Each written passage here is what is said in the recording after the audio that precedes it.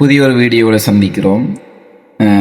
இங்கே நாங்கள் பார்க்குற விஷயம் என்னென்றால், ஸ்ரீ ஜெயவர்த்தனபுர கொழும்பு 2025ஆம் ஆண்டு 2ஆம் தவணைக்கு உளவல் மாணவர்களுக்காக எடுக்கப்பட்ட ஒரு பேப்பர்லேருந்து இப்போ பிள்ளைகள், முதலாவது கேள்வி, குறித்த ஒரு நகரசபை எல்லைக்கு உட்பட்ட வீடு ஒன்றின் ஆண்டு மதிப்பீட்டு பெறுமானம் 36,000 ஆகும் அப்படின்னு சொல்லியிருக்கிறாங்க. அப்போ அந்த வீட்டுற பெறுமதி 36,000 ஆண்டு மதிப்பீட்டு பெறுமானம்.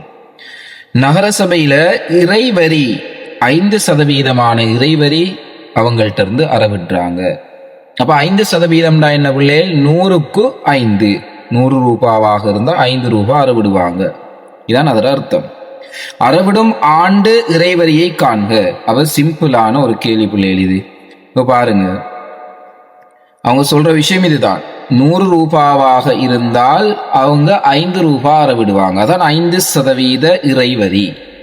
அப்ப 100 ரூபாவாக இருந்தால் 5 ரூபாய் அறவிடுறாங்க அப்படின்றால் எங்களுக்கு தெரியும் அந்த வீட்டின் பெறுமதி 36,000 அப்படின்னு சொல்லப்பட்டிருக்குது. அப்ப இதுல இருந்து பிள்ளைகள் எங்களுக்கு விளங்கோடும், 100 ரூபாவுக்கு 5 ரூபாவாக இருந்தால் 36,000 ரூபாவுக்கு எவ்வளவு அறவிடுவாங்க. இதான் அந்த பின்னம். 100க்கு 5 எனின் 36,000க்கு எவ்வளவு? அதான் 100ன் மேல் 5 தர 36,000. அப்போ பிள்ளைகள் இப்படி பெருக்கப்பட்ட நேரம் எங்களுக்கு தெரியும். மேல கீழே நாங்க சுருக்கலாம்.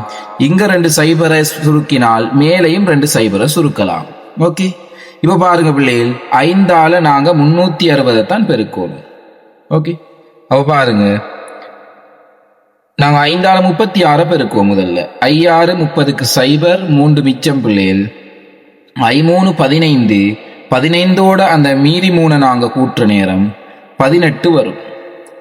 நாங்க பெருக்கினது 36ஐயும் 5ஐயும், அந்த 36ஓட இன்னொரு எக்ஸ்ட்ராவா ஒரு 0 இருக்குது பிள்ளைகள். அந்த 0த்தை நாங்க இங்க போட்டோம்னு சொன்னால் சரி, மொத்தம் 1,800 ரூபாய் இவங்க ஆண்டு இறைவரியாக இந்த வீட்டுக்காக வேண்டி செலுத்தணும்.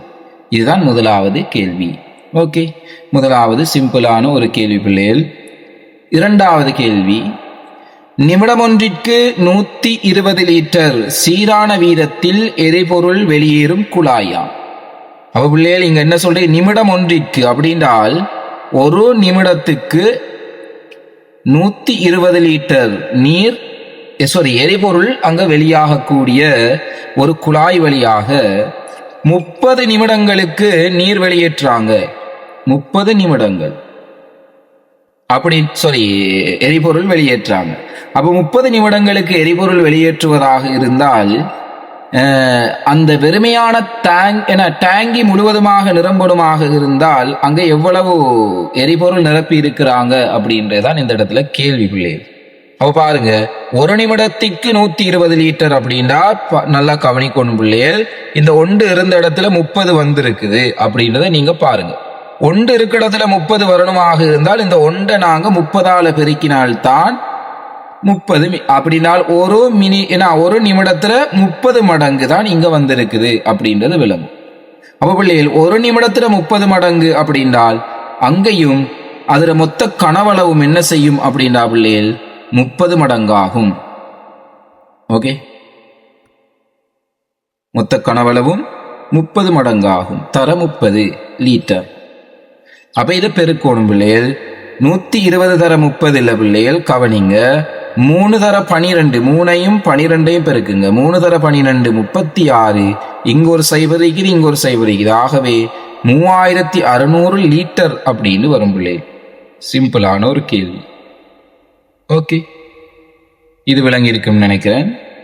அடுத்தது நல்ல லேசான கேள்வி பிள்ளைகள். இது தரம் 8 மாணவர்களுக்கு வரக்கூடிய மாதிரியான கேள்வி. நாங்கள் நேரடியாகவே உடனே விட காணக்கூடிய ஒரு கேள்வி.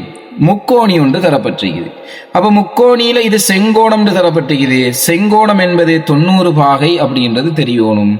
அப்ப இந்த 3 முக்கோணியில் இருக்கக்கூடிய 3 அகக்கோணங்களையும் கூட்டும் போது பிள்ளைகள் 180 பாகை வரும் அப்படின்றது உங்களுக்கு ஆல்ரெடி தெரிஞ்சிருக்க வேண்டிய விஷயம். அப்ப பிள்ளைகள், இது ஒரு அகக்கோணம், இது ஒரு அகக்கோணம், இது ஒரு அகக்கோணம். பாருங்க, இது 90 அப்படின்றால் இது ரெண்டையும் கூட்டும் போது 90 வரணும். என்றால் மொத்தமே உள்ள பிள்ளைகள் 90 சக 90 180 வரும் தானே. அப்ப இதையும் கூட்டும் போது எனக்கு 90 வரணுமாக இருந்தால் இது 70. ஆகவே இது எவ்வளவா பிள்ளைகள் இருக்கும்? 20 பாகையா இருக்கும். அப்பதான் இது ரெண்டையும் கூட்டும் போது 90, இங்க ஒரு 90 இருக்குது. ஆகவே 180 வரும். ஆகவே நான் உடனே இதுக்கு நேரடியாகவே விட எழுதிடலாம். x சமன் 20 பாகை அப்படின்னு விட எழுதிடலாம். ஓகே, இது சிம்பிளான ஒரு கேள்வி. அடுத்தது பிள்ளைகள், எனக்கு அச்சர கணித கோவை தரப்பட்டிருக்குது. இதுல கேள்வி என்ன? போமாசி காண சொல்லியிருக்கிறாங்க. இதான் அந்த கோவை. அப்ப இங்க 5xy, இங்க 10x வர்க்கம் y, இங்க 2xy வர்க்கம். முதல்ல பிள்ளைகள் இங்க இருக்கக்கூடிய குணகங்களுக்கு நாங்க போமாசி காணணும். 5, 10, 2. அதுக்கு சிம்பிள். குணகங்களுக்கு போமாசி காண்ற நீங்க ஆல்ரெடி படிச்சிருப்பீங்க. 5, 10, 2. முதலாவது முதன்மை என்னால வகுக்கிறது பிள்ளைகள், 2ஆல வகுக்கிறேன். 5 வகுபடாது, அப்ப மீதியின்றி வகுபடாது, அதனால நாங்க அப்படியே எழுதுறோம். 10 வகுபட்டால் 5, 2 வகுபட்டால் 1. இப்ப அடுத்தது விளங்கணும் பிள்ளைகள், எங்களுக்கு 5ஆல தான் வகுக்கலாம். 5, அப்ப 1 வந்துடும் பிள்ளைகள். இங்கேயும் 1. ஓகே, அப்ப இங்க எல்லாம் 1 வந்ததுக்கு பின்னால இப்ப இந்த 2 இலக்கத்தையும் பெருக்குங்க. 2, 10. அப்ப போமாசில முதலாவது குணகம் 10 வரும் அப்படின்றது விளங்கிடும். அடுத்தது பிள்ளைகள், இங்க எங்களுக்கு தரப்பட்டிருக்கிற இந்த கோவைகள்ல எக்ஸ் இங்க இருக்குது, இங்க எக்ஸ் வர்க்கம் இருக்குது, இங்க எக்ஸ் இருக்குது. இதுல எது பெரிய அடுக்கு அப்படின்றத பார்த்து நாங்க போட வேண்டியது. ஆக கூட எக்ஸ் வர்க்கம் வந்திருக்குது பிள்ளைகள். அப்ப நான் அதை நேரடியாக போடலாம். அடுத்தது பாத்தீங்கன்னா பிள்ளைகள், இங்க y, இங்கேயும் y, இங்க y வர்க்கம். ஆகவே பெரிய அடுக்கு y வர்க்கம், அதையும் நான் நேரடியாக போடலாம். அப்ப இதுதான் பிள்ளைகள் எங்கட போமாசி. அப்ப இப்படி சிம்பிளாக செய்யக்கூடிய கேள்விதான் பிள்ளைகள். இது ஒவ்வொரு வருஷமும் உங்களோட பாஸ் பேப்பர்ல நீங்க பார்க்கலாம். ஒவ்வொரு வருஷமும் பகுதி 1ல வரக்கூடிய ஒரு வினா. சிம்பிளா செஞ்சுட்டு போகலாம். குணகங்களுக்கு நாங்க போமாசி காண்றது, அதுக்கு பின்னால இந்த அச்சர கணித உறுப்புகள்ல எது பெரிய அடுக்கு இருக்குதோ அதை நாங்க அப்படியே தூக்கி போட வேண்டியதான். சரியா? அப்ப இதை நீங்க ஒருக்கா ட்ரை பண்ணி பாருங்க.